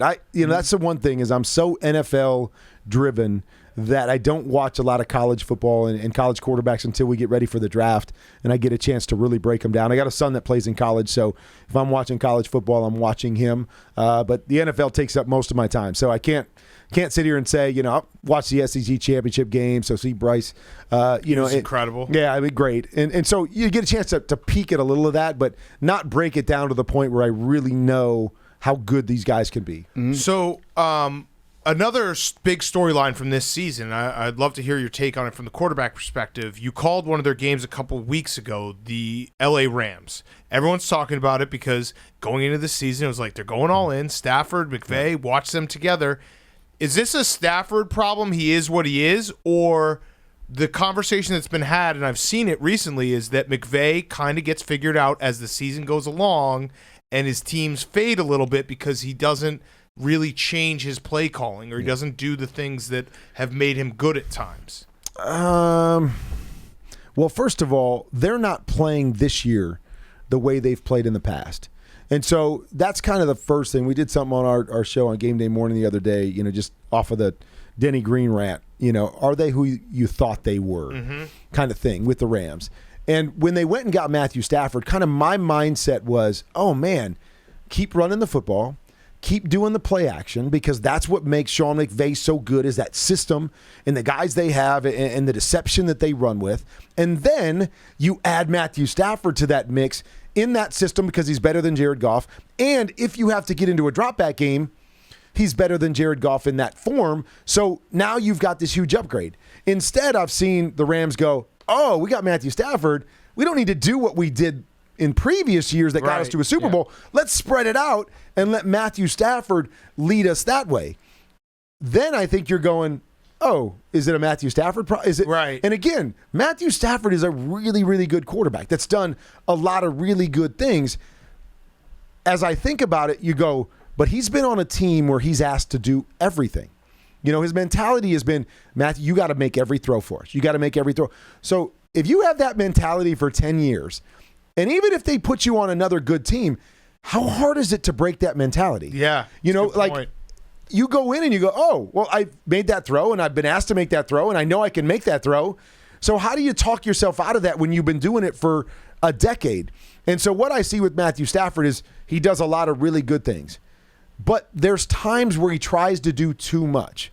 And when he tries to do too much, it's worked against them. And they're asking him to do too much. They're not playing the system that they played in the past where the quarterback has benefited from the system. They're not doing as much of that. And so they're asking Matthew Stafford to do more. And then you can point at their defense too. I mean, like, did you guys think their defense would be playing like this when they got all these Pro Bowl players on? You know, you expected their defense to be better also. Yes. But that's what I see on offense is that I think it's a little bit of Matthew Stafford is that he's going to have to figure out in key moments, can he make the right plays and not the wrong plays? Uh-huh. He hasn't done that enough in his career. And do they decide to continue to play this way, or do they get back to what made Sean McVay so good, and that was scheming things open as opposed to just being better than other teams? Yeah. I want to talk to you about your movie because we got to make sure to get some information on it. I'm actually very interested to know how it was made and the whole, behind the scenes stuff and how this came to be.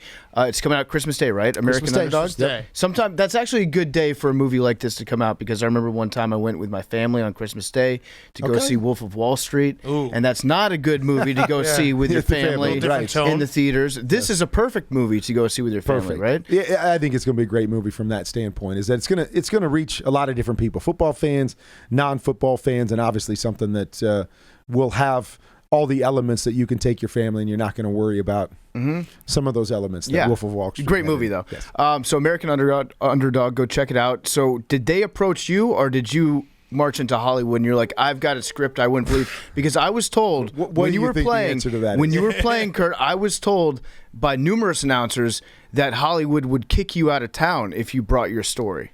They'd kick me out. Why? Because it was so unbelievable. They wouldn't believe it. No, they obviously came to me. We had a number of people once I retired. So a lot of people when I was playing, oh gosh, your story's made for the big screen. Okay. You hear that and you're like, oh, that's nice. And obviously I understand why. But once I retired, there was a number of companies that just reached out and said, hey, we'd love to talk to you and sell you on why we'd like to make this movie and how we would like to make this movie. So we had those meetings really right after I retired, so about a decade ago. And so we've been working through it since that time. We've had a number of different writers, some different production houses that, that have had the rights to it. And then it just didn't come together because my wife and I always felt like if we're going to make the movie, let's make the right movie. Let's not just make a movie, and especially a movie because, most people in sports know the story. Yeah. So I don't want to just make a movie that just chronicles the story again. You got to have more depth to it. And so, so we've worked through it. And finally, about 3 years ago, we got the right group together that really kind of saw the vision for what this story could be and how sports could be the backdrop. And obviously that message is going to be in there, but that it's bigger than that. And it's about how we become who we become and how those people around us that support us and those kind of things help us to become what we ultimately become and what I ultimately accomplish. And did you get final cut on it? When you say final, like you're like, hey, I actually wasn't that bad in cold weather. I don't get final. I was really that bad. I would have changed it. If they want to include that game, 30 yards. Would you have told them, please take that game out? I would have probably told them to take it out. But ultimately, when you say final, they might have said, we're going to keep that in, and it stayed in. You can't tell the story of Kurt Warner without including that game. Well, we can't. We can't have the highs because we're going to stop the story before that. So we're going to stop it before that so we don't have to tell that story. But we had say in it. It was a collaborative effort. But at the end of the day, we stepped back and said, okay, what's the movie? And so scenes that we really liked, things that were in there, characters that we really liked. For instance, my dad is not even really in the movie, and I've got a great relationship with my dad, but he doesn't even really make the movie because it doesn't fit. Some of his scenes were cut out, and talk about a weird conversation to have. Like, Dad, I love you. You're awesome. But you're not in the movie of my life that's going to live forever. And so those things are hard because you want to go to battle and fight for certain things that are important to you, but ultimately you got to step back and go, okay, but what's the movie we're making? What are we trying to tell here? And I've got to trust people that they're making the right movie, even if it doesn't have all the elements, even if it's just a snapshot of the entire picture and not everything. So it's not easy. And it's been a hard process for us, but we've had to trust people with that, and hopefully we've got a movie that really connects with people. Awesome. Well, people go check it out. All right, last question. I know you got to go. This has been fantastic. It's the Roback question. Go to roback.com. Use code PFT for 20% off your first purchase. RHOBACK.com. Use code PFT. 20% off your first purchase. I know it's silly to do, but I love doing it just because I want to know if you have a different take than everyone else. But your Super Bowl and give us the champion as of right now. It's very stupid. No one holds anyone to it. I know. But And I just everything like hearing other changes. people say it. No, we'll put it on the wall in blood. You can do one right now. changes. Like, you don't have to do your preseason one. Yeah, I know. You were talking about the movie. We're talking about stories. What I love about the NFL is that it always creates unbelievable stories for us every year. Things that we go, you can't make that up. So as much as I would love to see Arizona, because I do believe they could be one of the most complete teams, and I would love to see them take that trip. With what I've seen right now, and because I think it would be a great story, let me go with Tampa Bay and New England. And I just think it would be an unbelievable way to finish the season. And Tom got his last year, and Bill has his chance with a young quarterback. And I think it's possible. It'd be the most watched Super Bowl of all time. Yeah, and with the way both teams are playing, I think it's definitely possible. So it's not just a pipe dream like, oh, that would be a great story. I think it's got a possibility of happening. Does Mac Jones have enough at the playoff time to get over the good teams 2 or 3 times? I'm not sure. But that, to me, I think would be a classic way to end this year. And it's funny because we've got a lot of Patriots fans around this office, and they're not lacking in confidence right now. But the second you suggest to them that they would have to play Tom Brady in the Super Bowl, they turtle up. Yes. They get really? scared. Scares They get Well, soft and it's scared. a scary proposition. Yeah. They know as well as anybody. Yes. In big moments, I don't want to go against that guy. Yes. Yeah. Well, Kurt, thank you so much for stopping by. Always love having you on. So anytime you want to come back, we appreciate it. Go check it out. American always in. Underdog, Christmas Day, a story that is good for everyone. There you go. Appreciate you guys. Kurt Warner is brought to you by our great friends over at Truebill. Don't fall for subscription scams. Start canceling today at truebill.com/take. It's truebill.com/take. You know why you get free trials? You know why they renew without your consent? It's a business scam out to get you. Don't let greedy corporations pocket your money. Download Truebill to take control of your subscriptions. I'm actually going to download it right now. I'm going to download Truebill on my phone. We're going to see how many subscriptions I have that I don't use, how much money I can save. I'll let you know on the next episode. My guess is that I'm probably around the $1,000 a year range that I can probably save just by using Truebill. Because companies make subscriptions hard to cancel, Truebill makes it incredibly simple. Just link your accounts and Truebill is going to cancel your unwanted subscriptions in one tap. And your Truebill concierge is there when you need them to uncancel. When you need them to cancel. Hang on, let me do that again. And your Truebill concierge is there when you need them to cancel unwanted subscriptions so you don't have to. Don't fall for the subscription scam. Start canceling today at truebill.com/take. It could save you thousands a year. I'm going to let you know on Friday how much it saved me. Truebill.com/take. Truebill.com/take. Jake, set a reminder for Friday's show to remind people how much money I save because I'm actually going to do this. Okay, we're going to wrap up the show with the return of Jersey Jerry, Bring Your Lunch Pail, Blue Collar Talk, and more importantly, Rough and Rowdy. Rough and Rowdy, Friday night, Charleston, West Virginia, buy RNR.com, Jersey Jerry versus Jeff Nadeau. Also got a great fight card. My guy Shizat the Rizat's fighting. I think we have a rematch of Cherry Bomb versus, I can't remember the other female's name, but it was the best fight. What is it? Yeah. Cherry Bomb verse. Jake. I think it's Hot Wheels. Hot Wheels. Yes, there it is. I mean, that's a great matchup right there. But Jersey, Jerry, how we feeling? Feel good. You ready? I feel strong. I feel like my cardio from COVID is getting back. My lungs are getting back. I trust my speed, power, accuracy. I feel good, man. I feel really good. A lot of people were saying that there's actually some bad blood between you and Jeff Nadeau, and I didn't know how much of that was real and how much of that you're trying to sell a fight. But I've heard that you guys actually don't like each other. Yeah. So when I called him out, I didn't, like I said, I was talking to Dave today. When I called him out, I really didn't even know who he was. I thought he was the Gabagool kid. Hey, yo, you remember that guy with the burger? Yeah. That's who I thought he was. Wait, you talking about the 10-year-old kid? No. Oh. You ever see that kid Oh, I know who you're talking about. in the burgundy jumpsuit? Yeah. That kid. Yeah, I thought that was Jeff. So I didn't know who he was. I didn't have bad blood up until probably a month and a half ago. COVID. Yeah, when you got COVID. Yeah. Is that blood though? That's more bad. I think it's bad still lungs. in your blood. Yeah. Yeah. I think it's a pulmonary thing. Yeah. Anyway. Okay, either way. But I actually started to hate him probably about a month and a half, 2 months ago. So it's real. Oh, no, for sure. Listen, I don't care that he called me a drug addict, junkie, or whatever. That pissed me off, and that just added fuel to the fire for the hate I already had for him. I just started hating him when people would really show me what kind of person he was with the stuff that he's done and the stuff that he said. That's when I started to actually hate him. So what's your plan on Friday night? What are you going to do to him? Game plan is to come out and put the pressure on right away and back him up and have him on the defense the whole fight and run around the ring and cut off the corners and put him in a corner and just body work. And once he drops those hands, it's lights out. I want to say for the record, I'm in the Jersey Jerry Army. Thank you. I think it's disgusting what Jeff Nadeau has done when he's saying all this shit about you being a junkie, using that to try to put you down.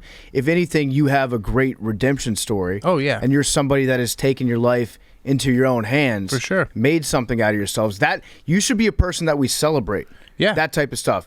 He should not try to be using the junkie tag on you as a shameful thing. Yeah. That should be that's the start of the Jersey Jerry life story. Yeah, that's how this all started, after I got sober, then that's when I started doing the funny videos and doing the podcast. Getting canceled by Kendrick Perkins. Getting canceled by Perkins, canceled by Bachelor Nation.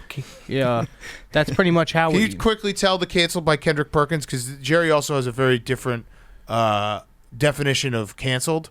But he was one of the first things he said to me is Kendrick Perkins tried to cancel me. No, it's a fact. What happened? So this is what happened. So Kendrick Perkins was on Get Up or something like that. And he was just talking about, this was about, I don't know, maybe closer getting to the football season, but not the football season yet. It's called August. August, correct. Okay. Preseason, whatever. Okay. Saying on that show, Ben's washed up, he's done, he shouldn't even play this year, whatever. I went at him on Instagram. You don't say that. No, it was a couple years ago. Yeah, it's you don't say that. Whatever. You're who are you to talk about football when you are average at best NBA basketball player? I'm not a fan of Kendrick Perkins. I know some people are, but I'm not. So he goes after Big Ben. Pretty much, if you go after Big Ben, then you're pretty much coming after Jersey Jerry. So that's when I addressed him on Instagram, and then I had a fan the next day messaged me when I'm at work, and he said, "Hey, Kendrick is at this sports card place in New Jersey. How far are you away from it?" I looked it up, 30 minutes. So I told my foreman, I'm like, "Dude, I have to go. I have to go. I have no choice. Boo, dude, go do your thing." So I left work. I rushed down to the sports card store. He's on Instagram Live with the sports card place. I storm in the door. And you can curse here? Yeah. I'm like, you motherfucking piece of shit, bubblegum sports reporter. You don't know shit about fucking football. And the owner knows me from the sports card place because I've bought in cards there before. And we talked on Instagram and stuff. So he's like, Jerry, stop. We're on the live. I said, I don't give a fuck about the live. Fuck this motherfucker. And then that's when two of whatever, the sports card place, they had security there for him, Perkins. They grabbed me and hey, you can't be in here, whatever, get out, whatever. I went back home and started going at him on Instagram again. Addressing him. I get blocked. Not only do I get blocked by Perkins, I got shadow banned. I used to do card raffles, which I got caught up with Venmo that I had to pay a pretty big fine for. I was doing raffles on my Instagram for my sports cards. Venmo canceled me. And they canceled you. Yeah, I had to pay money. Yeah, Cash App. You should use Cash App. Yeah. Well, Cash I didn't App know this at the wouldn't time. cancel you. People would send me money for the raffles on Venmo, and they would type in you could type something in. Yeah. They would say raffle. Right. So You got canceled. Venmo caught on. Long story short, I used to have in my Instagram lives between 400 and 600 people when I would go Instagram live for these card raffles. After he blocked me, I got shadow banned, and I noticed when I would go Instagram live, I would have 12, 13 people in the live. Whoa. And people were saying, like, messaging me like, dude, it's not even giving me the notification you're going live anymore. shit. So Instagram had a lot to do with this. Kendrick Perkins had the most to do with this. He canceled you.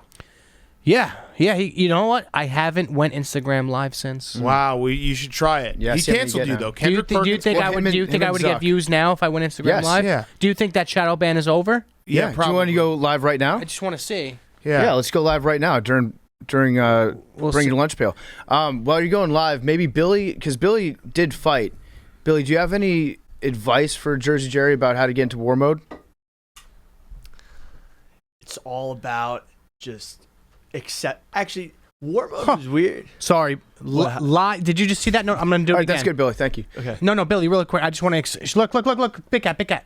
Yeah. Live video is look at the notification. Oh yeah, dude. Kendrick Perkins still has you canceled. Live video is temporarily unavailable for this account. Block Everyone, please ask Kendrick Perkins in his comments why did you block piece Jersey of Jerry? shit. I can't even go Instagram Bubblegum. live anymore. Bubblegum. Scumbag. And Tell all you at because- least to carry the hell on. Huh? That's my favorite when he says that to people. Carry the hell on. Oh yeah. And all because he had the balls to say Big Ben might be getting older. Yep. Yes. We showed him. Well, I mean, if you according to last week, his comments are false. That's true. Big Ben had a great He week. did. He Well, he had a looks great so fourth young. quarter. And if you think about it like this, Big Ben last game was the oldest he's ever played in an NFL football game. That's a fact. But that record will be broken next week. Exactly. Right. Right. But as of last week, Kendrick Perkins is so off. So off. So off. All right, let's do a couple questions. Hank's got some questions. Sorry, Billy. I'm sorry. No, I thought he gave you some good advice there. No, you're good. It's fight week. You can't be like anything that happens during fight week. No one can be like, "Oh, Jersey Jerry's kind of being a jerk." Like, no, it's fight week. And also, you're going to hear from just a bunch of people that give you their advice on how to fight. You can't take everybody's advice. Be you. Be you. Be Yep. you. Yep. I've been working for a manufacturing company for the past 8 years and recently graduated with an electrical engineering degree. I got promoted into an engineering role, and for the most part, I enjoy it. Some days, though, I find myself missing the day-to-day grind of being on the shop floor, and I was wondering if Jerry feels the same since moving to Barstool. You know, it's funny he brings that up. You know, my mom asked me last week. She's like, "How do you like?" We were eating at the dinner table, and you know, kind of have the same routine every night. You know what I mean? I get home from work, I take my shower, I go downstairs in my little spot that I have, and just hang out. And then when dinner's done, if I'm not cooking that night, she cooks, and hey, Gerard, dinner's done or whatever. Okay, so I go upstairs and we sat at the dinner table, and you know, she's like, "How you liking it, really though? How do you like it?" And I'm like, you know, there's days where I do miss, you know, my old job. I really do. I miss being out in the cold, and I miss seeing all the guys and have it's a different camaraderie there. You know what I mean? Than it is here. Even though I love the people here, it's a lot different. You know what I mean?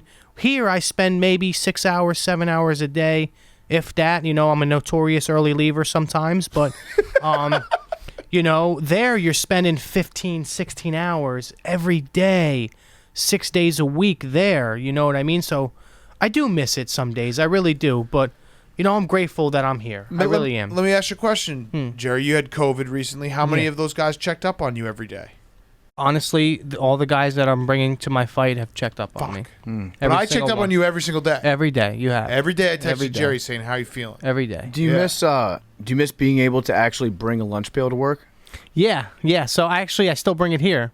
Oh, I just like don't that. put anything in it. It's attached to my book bag if you ever look at my book bag. Oh, that's smart. It's a Carhartt book bag, Carhartt lunchbox. I honestly think we should just put I've told you this before, but like we need to just put a bunch of bricks, and every day before you start work, you just move them from one It's a good idea. part of the I would office love to the that. other. I would Yeah. love that. That's a follow-up question someone else asked. Jerry, what does a typical lunch pail lunch look like? Also, how would you rate Schittsburg Steelers as an insult? Whoa. I know that laugh. That hurt him. Yeah. He's mad at that person. Yeah. Can we get that person's name? I can ask. Yeah, because there's going to need to be a follow-up. So I say a typical blue-collar lunchbox inside the lunch pail would be, I'm going to go 2 different routes. Let's say one for a hard day's work and one day that you know it's going to be kind of light. So a hard day's work, I would pack 2 peanut butter and jellies. I would do probably 2 or 3 seltzers, a granola bar, and a chocolate pudding. Or you can do the mix. You can do the vanilla and the chocolate pudding, just to get like a little sweet in there. Mm-hmm. And then on an easy day, I'd say you would do a turkey and cheddar Lunchable. It already comes with the Capri Sun and the Reese's, so you're good. That would be the that's light day. everything. Or like an Andy's Mint maybe for the end. Yeah. Those are nice. It sounds just so cool because I actually miss high school lunches.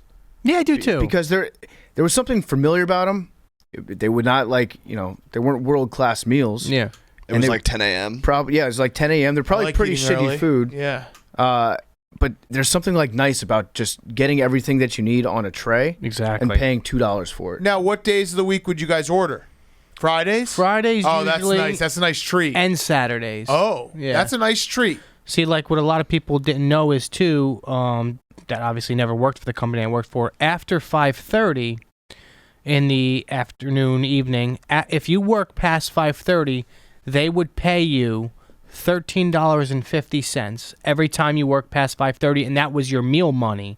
So say if you finished work at 8 at night, on the clock you were entitled to go for your meal with your crew at a diner or something like that and sit down and eat. Sounds like that's what we got to put in place here so I would that love you that don't here. leave early. Yeah, I would love that. Yeah, you know, I come in about, I'd say 10:45, between 10:45 and 11:30, around there.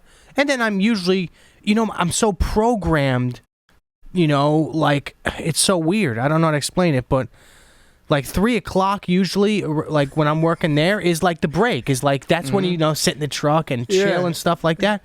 And I'd say honestly about 2:41, I try to take the train. Yeah. I do my 2 or 3. You can shows. round up. Yeah. Just described a 3.5-hour workday.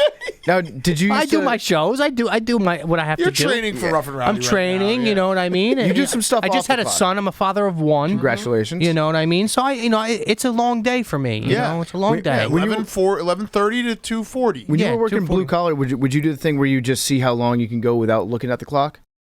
Sometimes, Yeah. sometimes, and it's crazy. Like if you do that and like don't pick up your phone, dude, the day just flies. It's like whenever I go on a treadmill, I cover up the time. I do that Yeah. too on the row machine. You drape it over there. Yeah. Because that's all you'll do is you'll just stare at the and every Stare. second feels longer. yeah, it's true. I had a question about union life for you, actually, because about a year ago we went through a brief unionization effort here at heard. Barstool Sports. It was a very real scandal and a very real thing that we dealt with. Have you given any thought to whether or not you would want to start a union here? I think it's such a good idea, Really? and I'll be the shop steward. Okay. I think it would really, change things a lot. Yeah. What would you like to see changed around here? I'd like to see, and I'm not talking about any specific person here. Careful. No, that's management putting pressure on it you, is. Jerry. Don't It listen to is. management. It is. Careful. Somebody who's a top dog here. This would never fly in the union, especially once you sign that contract. Somebody who I would say is a top dog here is in debt for pizzas still to me. Oh. Actually, it might be 6 because we're in December. Wow, 6. 6. And then once you sign that union contract, They like, pay the pizzas. dude, You have to. they will. I would have had 6 pizzas at the start. Yeah, you just to could- make sure, just to show a good faith. You could shut down operations. Yeah, pretty much. Real Yeah, quick. you could strike right now because of the lack of pizzas. I could do that. Yeah. And speaking of that, I might do that after the fight. Okay, I like that. I might start leaving at 12:41. Because 11:30 to 12:40. Because the problem is, and I don't know which top dog you're talking about, but he keeps saying the pizzas are coming. The pizzas are coming. Yeah, and then you see like people getting delivered 52 pizzas. Right. Like that is. Oh, I had nothing to do with it. All right. Okay. That's the first time you get a pass. Yeah, like somebody goes home and they've got all their clothes have pizzas on them. Yeah. And they're just making videos all the time talking about all the pizzas. They have too many pizzas. Yeah. People are just giving them pizzas left and right. And meanwhile, how many pizzas do you have? Zero. None. Zero. It's just something to think about. Zero. All right, last question, Hank. What do we got? Last one. Oh, give me 2 more. We got time for 2. How do prison records affect union membership? It's pretty much doesn't matter. There it is. Doesn't matter. That's yeah. Especially if you got family in there and they get you in, like that's out the window. Yeah. Like I didn't have a passport. Sorry. In 2011, I got my passport taken away for 5 years. Mm-hmm. And obviously I started the union before the 5 years was up. My boss asked, hey, your license and stuff like that, passport, whatever. If you have it, I don't have it. Why did you get it taken away? I told him, and he's like, how the fuck did you get a job here? Well, don't worry about it. So it really doesn't matter. I love it. Jerry, do you have any advice for the Major League Baseball players that are being locked out right now? You ever been locked out?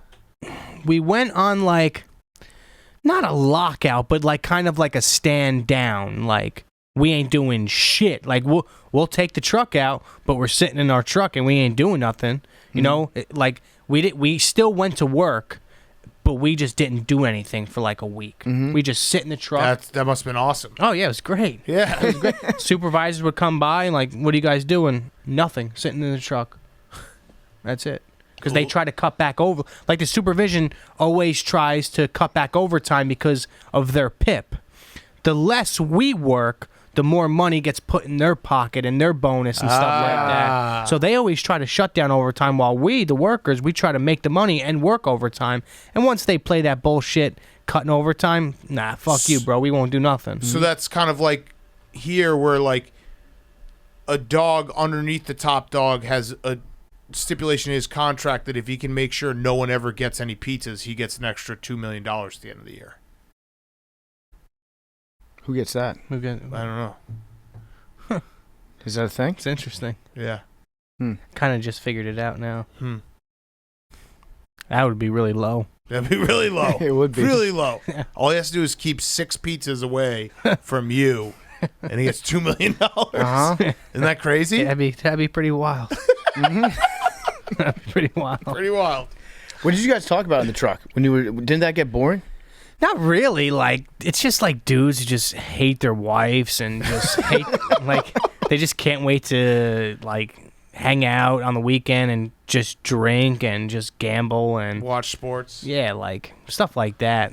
We would never have, political. Serious. Yeah. No. Well, everybody, it wasn't really. Everybody was on the same page when it came to that. I'm not going to say who. But. All right. Well, last one, Hank. Last one, a quick one. Does driving around cleaning swimming pools count as blue collar? Yeah, I'd say so.